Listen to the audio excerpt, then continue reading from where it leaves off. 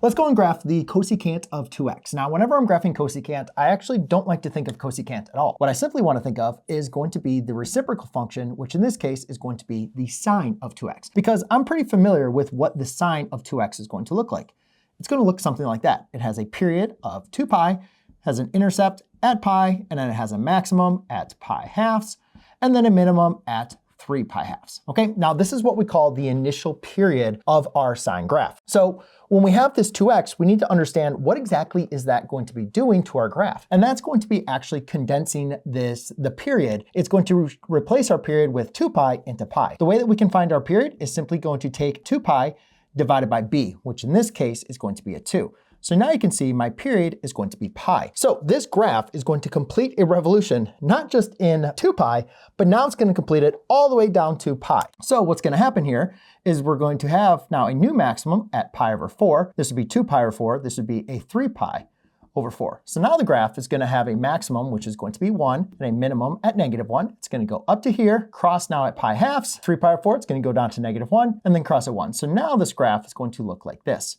But again, we still have not got into cosecant. So how do we take the graph of sine, which hopefully we are very familiar with, and then go ahead and produce the graph of cosecant? Well, here's the cool thing. Once you apply the transformations, you know what the sine graph is going to look like. Remember, these are what we call reciprocal functions of each other.